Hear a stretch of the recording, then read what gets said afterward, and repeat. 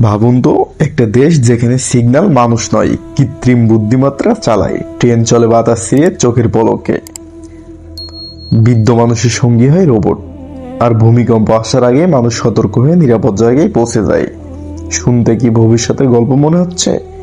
না, এটা কোনো সিনেমা নয়, এটা বাস্তব। ইনফোথিলের আজকের এপিসোডে আমরা কথা বলবো জাপান নিয়ে। ধ্বংস থেকে পুনর্জন্ম। দ্বিতীয় বিশ্বযুদ্ধের সময় জাপান ছিল প্রায় সম্পূর্ণ ধ্বংসপ্রাপ্ত একটি দেশ। হিরোশিমা ও নাগাসাকিতে পারমাণবিক বোমার আঘাতে এক মুহূর্তে ধ্বংস হয়ে যায় শহর, মানুষ, ভবিষ্যৎ। অনেকে ভেবেছিল জাপান আর কখনো দাঁড়াতে পারবে না, কিন্তু ইতিহাস লিখলো ভিন্ন কথা। মাত্র কয়েক দশকের মধ্যেই এই ধ্বংসস্তূপ থেকে জাপান উঠে দাঁড়ায়। জাপানের শক্তি ছিল না তেল, ছিল না বিশাল প্রাকৃতিক সম্পদ। তাদের আসল শক্তি ছিল শৃঙ্খলা, শিক্ষা, সময়ের মূল্য বোঝা, আর প্রযুক্তিকে ভয় না পেয়ে প্রযুক্তিকে কাজে লাগানোর মন মানসিকতা। রোবটের দেশ জাপান। আর জাপান মানে রোবট প্রযুক্তির স্বর্গ। এখানে আছে রোবট হোটেল, যেখানে রিসিপশনিস্ট থেকে শুরু করে লাগেজ বহন সব করে রোবট। রোবট রেস্টুরেন্ট, যেখানে খাবার পরিবেশন করে এআই নিয়ন্ত্রিত রোবট। জাপানে আরও আছে বয়স্কদের সেবা করা রোবট, যারা কথা বলে, ওষুধ মনে করিয়ে দেয়, এমনকি একাকিত্বও কমায়। আর ফ্যাক্টরিতে মানুষের চেয়ে বেশি কাজ করে রোবট। গতির রাজা বুলেট ট্রেন।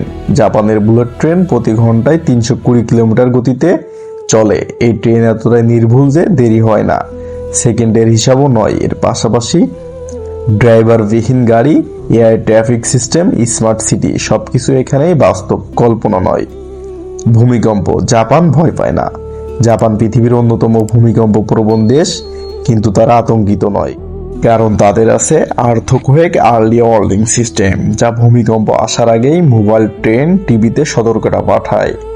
ভূমিকম্প সহনশীল ভবন, যা দুলে ওঠে কিন্তু ভাঙে না। আধুনিক সেন্সর প্রযুক্তি, যা প্রতিটি কম্পন নজরে রাখে, ফলে বড় কোনো ক্ষতি অনেকটা এড়িয়ে যাওয়া সম্ভব।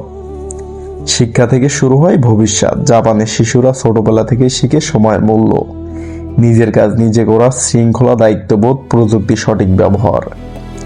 এখানে পরীক্ষার চেয়ে চরিত্র গঠনের গুরুত্ব বেশি। এভাবেই গড়ে ওঠে একটি দায়িত্বশীল ও ভবিষ্যৎ নির্মাতা প্রজন্ম। জাপান আমাদের শেখায়, দেশ বড় সম্পদ নিয়ে নয়, মানসিকতা দিয়ে। ধ্বংস থেকেও যদি শৃঙ্খলা, শিক্ষার, প্রযুক্তি সঠিকভাবে ব্যবহার করা যায়, তাহলে অসম্ভব কিছুই নেই। তোমার কি মনে হয়, আমরা চাইলে কি পারি না জাপানের মতো হতে? মতামতটি অবশ্যই কমেন্টে জানাবেন।